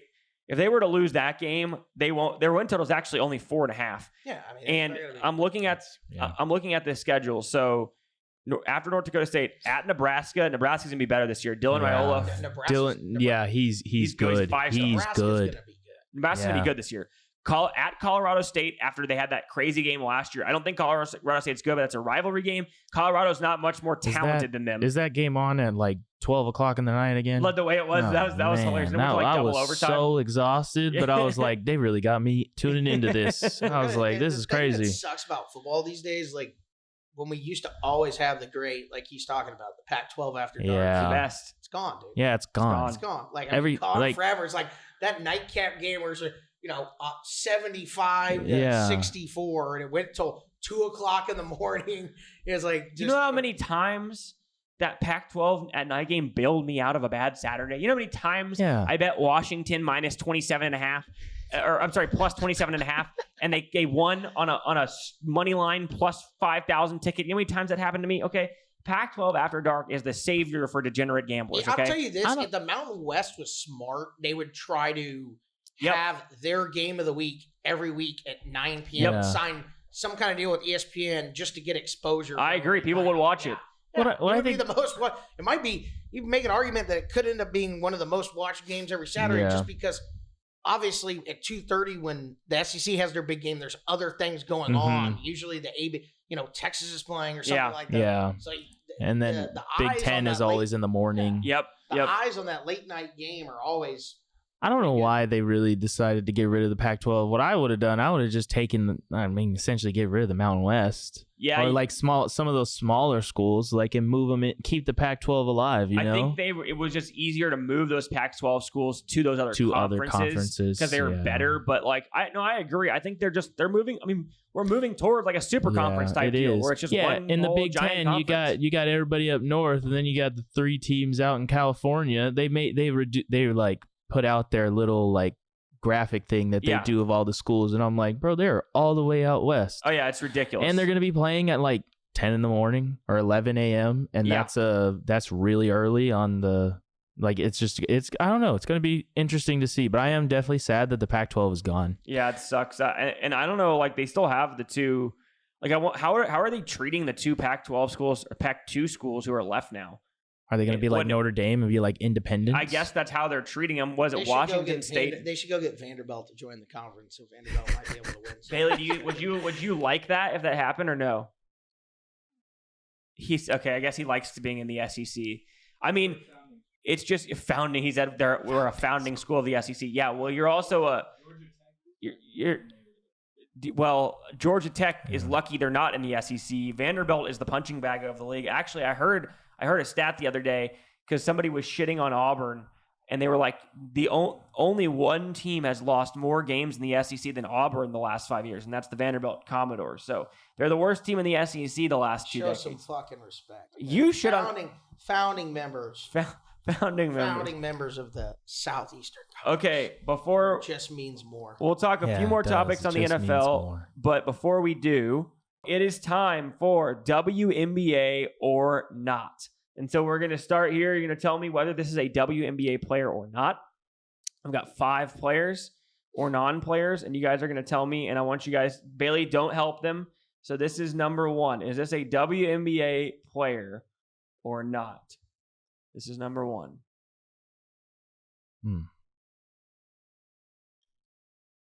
Westbrook fart incoming, by the way.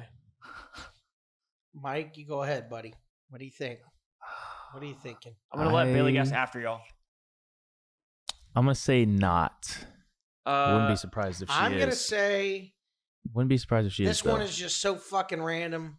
Big tattoo on the side there you can see. I'm going to say yes. Bailey, you had a guess or no? Bailey says no. This is a WNBA player. Boom, baby. 1 for 1. Yeah, Turner got it. Like I said, I wouldn't be surprised if she was. Her name is Caitlin Bickle from the Connecticut Sun. So this number 1, right. She is a WNBA player. Interesting. Okay. All right. Number 2. Number 2. Is this a WNBA player or not? That's not. He's getting tricky. I don't know. I don't think so. I know the way Dylan thinks. I know the way he puts these in here. That is a WNBA player. No fucking idea who it is, but it is a WNBA player. Mike, you said no? I'm going to go with no. I'm gonna stick with it. Bailey, do you have a guess or not? Unless I'm so a step ahead of Turner. I knew that he would think that I was trying to trick him, and then I wasn't because I left the Mad Max Fury in the back. That is not a WNBA I was gonna say player. unless say Mad Max in the back? I was like unless that girl went to a movie premiere and she's like in the WNBA, there's no way that's a WNBA player. That is Abby Lee Kershaw. Abby Lee Kershaw. All right, so y'all are each 1 for 1. Bailey, I didn't let you guess. Did you guess there? 1-1. Oh, you said no. Okay, so everybody's 1 for 1. All right, number 3. It is a WNBA player or not? I actually think that is. Like, I think I've seen her. If Patrick Mahomes is a woman. If Patrick Mahomes is a woman, I'm going to say yeah. Actually, you know what, dude? This is a no. It's a no. I'm a no. Patrick Mahomes' sister is a no.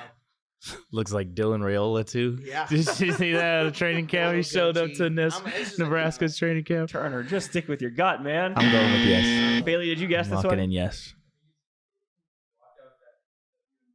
That's exactly what I did. I see. Bailey goes, it looks like you blacked out the WNBA. I did. I smudged it. I used the smudge tool right here. Yeah, this is a WNBA player. Such an obvious one too. I'm not Lyshia Clarendon. LA Sparks. LA Sparks. Name checks out. Okay, number 4. All right, is a WNBA player or not? I'll go with no. I'm going with no. I'm going to say no. I mean, this is as coin tossy as it gets. I was like, this could also just be a stock photo of somebody. This is a WNBA. Really? You're pathetic at this game. You get every single one right. Her name is Monique Billings, and I had to look up these players. I did not know. All right, last one. This is a tough one. Let's see if you get this one. Okay. Sure. This is a tough one. It's Dwight Howard. I know it. It's Dwight Howard. Oh, that's 100%. No, I'm joking. It's not. Can anybody know who this is? That is Tyler Perry. Yeah. It's Medea. That's Medea. That's Medea, baby. Medea. She can ball. She can. Medea can ball. That's funny. Her and Joanna Man. All right. Her and Joanna Man. Joanna Man. Turner, I think you did better this week than last week. You went 2 of 5 this week. Last week, you think you went 1 of 4. All right. That's all for the WNBA or not. Sorry, I didn't have any as good of ones like with Dwight Howard in it, but that's funny. Dwight Howard. Dwight Howard. Bailey even said it just like Dwight Howard. Yeah, he did. For the record, Bailey said it looked like Dwight. Should throw Juwanna Man out there. He did. I did that a couple weeks ago. Shout out Yvonne Trumper. That's so funny. All right, let me deconnect this from the screen. All right, that's all for WNBA or not. We got a few more topics before we get out of here. Let's see what's on the docket.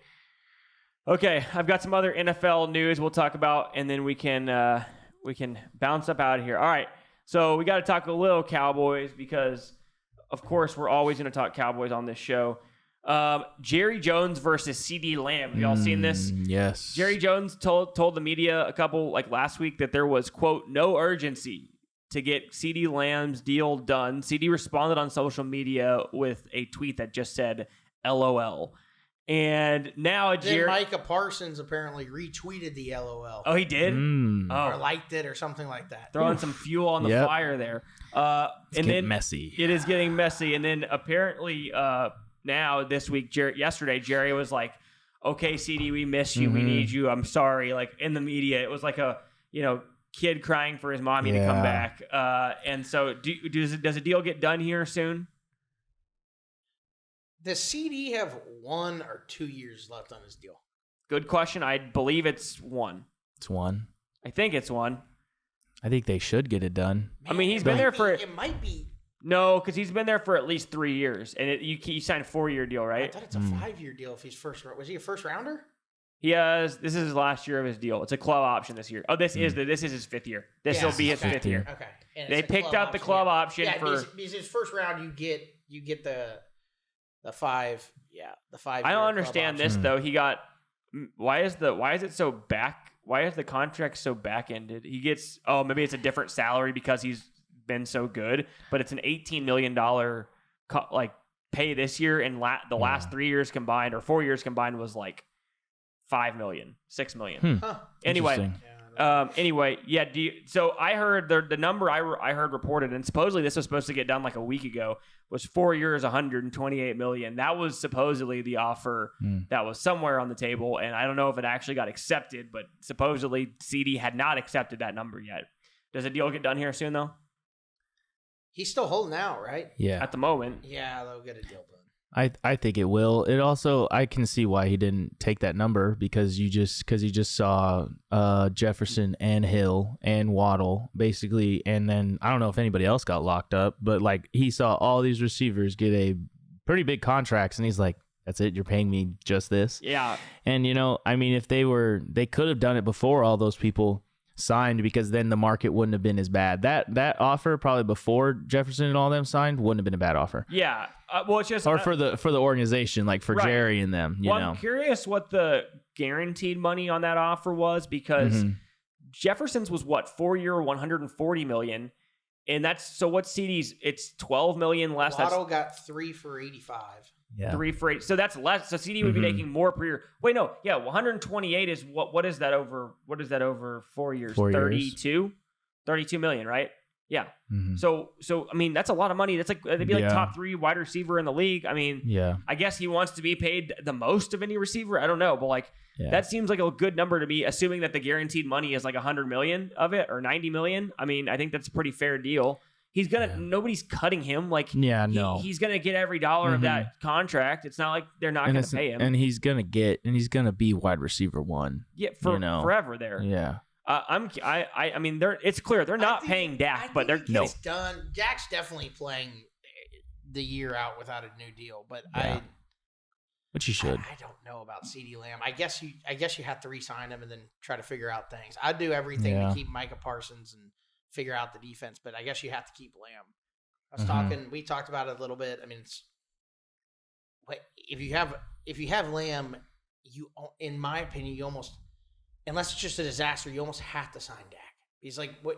Look at the situation in in Vegas. Like, I mean, Devontae Adams is dying miserable, out there. Doesn't do anything. Whatever. He's got no one to throw him the ball. Who's even the quarterback Cowboys, down there? It's Aiden O'Connell. Oh, Aiden O'Connell. It's a joke. The Cowboys pay Ceedee Lamb. I think they're going to have to pay Dak. Well, I guess they're thinking like if we don't re-sign Dak at the end of this year, we'll have to go pay another free agent quarterback. But I mean, here's what I was actually thinking, and I put this on I was going to do a segment at the end that was going to be, tell me if I'm high or like, am I stoned or not? Like, is this so absurd or not? And it was Dak Prescott wins the MVP, ends up leaving the Cowboys and signing with the New York Giants or the Rams. And the Cowboys signed Matthew Stafford from the Rams. I could see like somebody like that getting happening. Signed. Yeah, I could definitely see it happening, especially with Jerry. But I don't know, man. Jerry loves Dak because he sells him, makes him that green. Yeah, I mean, Stafford would probably come home to Dallas for a discount. That's what I was thinking. Yeah. Like a two-year, $25 million a year deal. He's still playing at a high level. Yeah. I mean, he's going to be paid. He'll take less money. He gets to live in Dallas, play in Dallas where he's from. Like, I think that would be. And then you try to draft it. Then you try to draft a quarterback. Right. And I could see that. I actually don't hate that. I mean, if anybody, that's honestly about their only option. I mean, because here's my thing. A guy like that or a guy like, I mean, I know we're not huge noodle arm fans, but it's gonna have to be someone like him or like a Goff, like someone like that would come in and play and try to win. Obviously, I would want Stafford. And I want Stafford. But like to me, the way Dak's talking, and I could be wrong here, I don't think Dallas can franchise tag him again anyway. But I think if Dak at the end of this year, like if let's say Dak has an MVP level season, right? And now Dallas is like, all right, we'll pay you. I could see Dak being like, screw you guys, and somebody else paying him $60 million a year because they didn't pay him when they should have. I mean, they're stupid. What they should have done is pay him 2 years ago and gotten him at a much better number. But they didn't do that. Jerry's stupid. He waited, and now they're in a bad spot here. But I think I could see that happening. I could see Dak leaving because he's just pissed at the organization for not paying him the money. And he sees himself as like a top-level quarterback because in reality, in the regular season, his numbers are not bad. In the regular season, he has been a top 5 quarterback. It's in the postseason that he struggles in the big games. He just sees it as, well, if you look at the entirety of my career, I deserve to be paid as a top 5 quarterback, which in a way is true. Yeah. It's just I don't necessarily disagree with him. He hadn't won the big game, obviously, but he's been really, really good in the He's been consistent. I mean, you could for make years. an argument that he should have been the MVP last year. I think he should have been actually. And I don't think Dak is a Super Bowl caliber quarterback because he doesn't show up in big games, but I agree. I think he should have won MVP last year. Yeah, definitely could have made a case for it. I actually agree with what the Cowboys are doing, though, and make him play it out. I'm with you. If they would have signed him 2 years ago and got him at a discount because the market's always going up, would have been a smarter thing to do. But at this point, I think you let him play, and if he has a good year but doesn't win the big game again, I get both sides of it because I really do get both sides of it because the number's not going to change for quarterbacks, right? We discussed this, Dylan. It's like Tua's getting that and Love's getting that, so Dak's going to get that. So it doesn't, I don't think I somewhat disagree with, unless it's really, really hostile between him and Jerry Jones, which I don't necessarily think it is. I'm sure he doesn't like him, but I'm hard pressed to believe that if he does get a matching offer from the Cowboys, I don't think he goes anywhere. You don't think so? No, he certainly could be. Someone may offer him more money, and Dallas is like, look, he's been here, he's been great in the regular season, but listen, Tony Romo was pretty good in the regular season. He never won us a big game either. Like, we got to go try to get someone that will win us a big game. And maybe they do try to go get Stafford. Yeah. Somebody like that. Question. I got a couple more topics on here. Question, Michael. So we had our fantasy football draft this week. It is a non-PPR league. It is a non-PPR regular, just 0.1 for every yard and 6 for a touchdown for wide receivers and running backs. You get 6 for a touchdown for quarterbacks. And so that makes it a little bit different. And we start 2 quarterbacks. Anyway, so Caleb Williams goes number 1. And that was the obvious thing. And then Marvin Harrison Jr. goes number 2. Turner had the 3rd pick. Turner went with Brock Bowers at 3 and passed on Malik Neighbors. Now, I love Neighbors. I mean, I love Bowers, but Neighbors has apparently been a freak in camp so far. But Turner said he doesn't trust Dan Jones. First of all, I don't. But Danny Dimes is still my boy. Secondly, you can't say that he's your boy and did not draft Neighbors specifically because Danny Dimes isn't good. Well, here's the issue, though. Neighbors, my team's loaded at receiver, so he's not going to start for the next 2 years at receiver unless he's just. Well, I've heard he is a freak. Yeah, unless he's Justin Jefferson out of the gate and he's getting 100, which sure he could be. Could be. But my theory is Brock Bowers has the potential to be moved all over the field. They're going to line him out at receiver a ton, as close to no one's ever going to be Travis Kelce, but as close to that as he can. That's his ceiling, people think. I mean, Pierce and all those guys are talking about, like, we're going to line, like, Michael Mayer is going to be our maybe more of a traditional inline tight end, but Brock Bowers is going to line up receiver. He's lining up backfield. He's lining up everywhere. They're just going to. I'm surprised that they drafted a tight end. Yeah, because they didn't really need one. No, I guess. They just thought so highly. I mean, he was. I think he is that good. Number 2 on their board. Yeah, I was going to say they've had him on. They didn't get Penix because that's who they were targeting. They didn't get him. And so they're like, why not just take Bowers? We'll line him up all over the place, like, you know. And I guess you could, you always could trade Michael Mayer down the line. Yeah. But would you have taken Bowers or Neighbors there? Ooh, I'm not a big fan of Daniel I think I could see. I think I would have gone maybe Brock Bowers a little bit more because I've heard a lot of things out of camp that he's doing really well too. Yeah, he's a great. I think he's. And they were already so high on him, so it was like they were gonna get him essentially. Yeah. But Neighbors is very. He is athletic. Yeah, I mean he's a freak. I suppose I was listening to a preview of the NFC East the other day, and I heard twofold. Number one, the reason I was asking too because Turner was talking about Danny Dimes. Supposedly this is 90% Danny Dimes' last season. Like unless they have like a crazy over. They exceed expectations by a crazy number and make the playoffs again like they did a couple years ago, then he's probably out of there because they want to give Dayball a shot with his own quarterback, he's Daniel Jones isn't his guy. But I've also heard that apparently the Giants offense is so fucking bad. But when Malik Neighbors is on the field, he's so good that it makes them look serviceable. Like interesting. He sprained his ankle the other day and it just like looked like a shit show when he was out. Yeah, I'd be more concerned. I just think in fantasy football, like I think Neighbors is going to be great, but I already have 8, which I would consider pretty good receivers. You know, young receivers, Devontae Smith. I have. I got to look at my roster. I play too much fantasy football, but I got a lot of guys. Yeah, that's fair. And so, like when I made that pick, I was looking at my roster. I was like, man, Bowers has potential to be a top 2 tight end in football for a decade. Yeah, where Neighbors could end up being but there's a lot of good receivers. You know, every team's got a good receiver for the most part. Now some teams are having like 2 top receivers. I was going to take him, but I think I just couldn't he'll be good. Neighbors instead of Bowers there, in my opinion. Marv will be good in Arizona because he's not even. Is he even competing for? I think he's going to be their top catches receiver for sure. Because Hollywood's gone, right? Yeah, Hollywood. Yeah, he went to the Chiefs. He went to the Chiefs. So yeah, he's really only competing against McBride, right? For passes and stuff. But no, I would have taken Brock Bowers too. Not a big fan of Daniel Jones. I'm also not a big fan of their offensive line. That's why I was like, they were talking about like drafting another quarterback, and they were like, it doesn't really matter who you got back there if he doesn't have time to throw the ball. You know, and they've missed on all trying to pick linemen up. They've missed on a lot of their lineman picks too. No, that they have what was that guy? I think it's Evan Neal. Yeah, Evan Neal out of Alabama, and he was like a first-round pick. Yeah. He got drafted by like the Raiders, I think. He is literally like a matador, just like come on by, buddy. Like just fucking let's just dude. Can't block. No, he can't. They need to kick him inside the guard. He cannot play tackle in this league. Like that's it. Okay, let's see. Oh, I was going to ask y'all, DeShaun Watson got cleared for full contact yesterday. Is DeShaun, specifically this year, because I think if it doesn't happen this year, it's not going to happen, is DeShaun ever going to return to pre-terrible towel form? Terrible towel form? I don't think so. Pre-terrible towel form, before the terrible towel happened.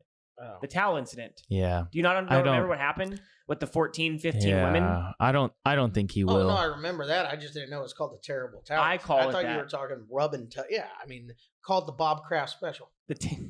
That's no. Remember Tom Brady said that you can't talk about that. Can't talk about Bob Kraft. I don't know who's their backup. Is it? They got somebody new. Flacco's gone. It's Jameis Winston. Famous Jameis baby. I'm a big fan of Jameis Winston, but I think he's funny. But no, I don't. I think Deshaun's. I don't think he'll ever be what he was on like the Texans and stuff. And I think which is wild because they don't even have a bad receiving room down up there in Cleveland. No, and So it's like They tried to trade for Ayuk. and Ayuk said dude, no. If they would have gotten Ayuk, that would have been crazy. That would have been with Him, Cooper. Njoku there at tight end. You have Cooper and Ayuk. Although I do think Ayuk is a little bit of a product of that system. San Fran offense. Yeah, like I just think that. 100%. Yeah, like I would I not pay him receiver max. I wouldn't either. And I Yeah. heard some idiot on the radio the other day. I wish I had listened, found his name, trying to be a nicer person, trying to not call people out as much and say they're idiots. But man, he was like, they're gonna miss him so much. This is a terrible move. Like he's the most important part of the offense. It's like, first of all, McCaffrey's the most important part of is the the offense. most important of that Yeah. offense. Secondly, Deebo Samuel's the second most important part of the offense. And last, Brock Purdy's more important. Like he's the least important guy in that offense. George Kittle's more important in my opinion. Like literally. Kyle Shanahan. Kyle Shanahan. I mean, literally. Kyle Shanahan makes it go. Insert deep threat receiver, and you're doing the same thing. Like he was not good for the first 4 years of his career. He was literally dropping balls. They were like booing him out of town, and then he finally something clicked. I think maybe Shanahan came in, and that's when it started to. I mean, I think Ayuk's fine, but he's certainly not worth like receiver max money. No. Close. I don't know who would even want to pay. Who him else that, is bidding with him? It's what, the Patriots? He said he wouldn't go there either, He right? wouldn't go there either? I think both of those two. Because he that's said a he would messy not go to New situation. England He's actually an idiot for not. I would have Patriots were going to lock him up. Just sign the deal and make the money. I would have just gone to Cleveland. I would have gone to because Cleveland because the quarterback situation isn't as messy as it is in New England. Right. And honestly, I mean, I would never leave San Francisco. He's an idiot. You just sign for a little bit less money, stay and live in San Francisco. Potentially get Win. a championship. Yeah, win. You and were be in a almost better there place. last year. Right. And I get if you're demanding a trade and then you're saying, no, I'm not going to this place or this place or this place, you're going to end up stuck there anyway on a worse deal. Did they franchise tag him or does he have a year left on the deal? I think he's got a year left on the I deal. think he's got a really year know. on his deal. yeah. All right, last question, and then we're out of here. Okay, I'm curious. I was just happened to be listening to an AFC North preview, and they were talking about the Bengals and all the shit going on there right now. And apparently, Joe Burrow coming back from the wrist and calf injury last year, never was healthy. I mean, he's had a major injury in every year of his career so far. He cannot stay healthy. Part of that is the offensive line. Yeah, the offensive line is really bad. They went out, they got Orlando Brown. He had his worst year of his career last year. They have spent a ton of money trying to build that offensive line, haven't been successful. They have Jamar Chase, who's basically not going to play until the regular season. You have apparently T. Higgins, who begrudgingly signed his franchise tag and is literally moping off like a pissed off teenager, moping around the place, like not even trying, which is actually fucking hilarious. That's crazy. And then they lost Joe Milton. Joe Mixon. Oh, Joe Mixon. Lost Joe Mixon. They lost Joe Mixon. I'm just curious. Do y'all think that do you think the Bengals can return to being like a Super Bowl contender this year with all this shit going on, despite how talented they are? What do you think, Mike? You think they can? I think there's a possibility because, like, Joe Burrow, when healthy, he's a very, very good quarterback. Yeah, he's MVP level. But I don't know. It's just interesting to see, like, that offensive line will be something. And I think, like, if you have a disgruntled receiver in Higgins, that's going to be kind of messy with reps because it's like you're definitely not going to take away Jamar Chase's reps. Are you kidding me? It's Jamar Chase. Right, You're not going to I don't care. I mean, T. Higgins is a very good receiver, but he's a very good wide receiver too. Yeah. Yeah. But I don't know. I think they could be good. Also, well, that division is pretty, or that little, because they're with what, the Ravens, Browns, and who's the last one in Ravens, there? Browns, Steelers. Yeah, stacked division this year. That is probably going to be the best division in NFL, to be honest. Yeah. No, I think there's going to be too much shit going on there this year. Chase has never had, even when Chase is having like an MVP caliber season, he's never happy. He's always open. And then T. Higgins is, like you said, it's going to be moping around. It's going to be the culture disgruntled behind it. It won't be good. Yeah. Burrow, like you said, I hope he can stay healthy for my fantasy football sake, but he's rarely, I know. I was thinking of taking Burrow. healthy. I was thinking of taking Burrow, but I'm like, He really can never stay healthy. I think they have improved the offensive line a bit over the last couple years, but it's still not great. The defense and like you said, got worse in the last division. year. The division's really good. Defense got worse for sure. Shoot, the Ravens, they went out and got Henry. By far the worst defense in that division. Yeah. Yes. For sure. No doubt. Yeah, I think they're going to have a lot of trouble. I'm going to say they missed the playoffs this year. I could definitely see it. The AFC's got to be pretty good this year. There's going to be a lot of teams that are like fighting for that playoff spots. So yeah, I mean that's a stacked side. I mean, you look at the I can't remember, is it the AFC West with you have Kansas City and now the Chargers are back, and Broncos back being good again with Harbaugh. Those two teams are going to be good. You have the Dolphins, the Bills. That's the a Jets pretty with Aaron loaded. Rodgers That's a are pretty back. loaded division too. All those divisions are good. Yeah. So. I think there's a ton of teams that can go to the Super Bowl in the AFC, and I literally think, and I might just be crazy saying this, I don't think the Eagles would just have to play out of their mind to get there. I literally think the only two teams from the NFC that go to the Super Bowl are in the same division. It's the Niners and the Rams. I think one of those teams are going to the Super Bowl. Yeah. I think the Niners are more than likely going. I actually think. And obviously, they're huge favorites to go. I mean, but I think with the NFL is hard to predict because it's hard to go back there, especially when you lose a Super Bowl the year before. You tend to not have a good year. Like the NFC South, right? I mean, people expect the Falcons to be pretty good, but besides them, like there's absolutely no and they're not a Super Bowl threat yet. Anyway. No, so it's like they're an okay team. I mean, maybe the Cowboys or Eagles somehow catch a flyer this season. The Eagles play really good ball or something, but I just don't see anybody. They got a new center, though. Yeah. Everybody was like, "Do you see Jalen Hurts' new stance?" And then everybody was like, "Yeah, because the ball's not coming at him 95 miles an hour." Yeah. There's apparently like a big rift between Sirianni and Jalen Hurts still. Really? Yeah. I'm not a big fan of Sirianni. Bunch of stuff. I'm not either. A bunch of stuff coming out. Apparently, a lot of people were happy with Sirianni.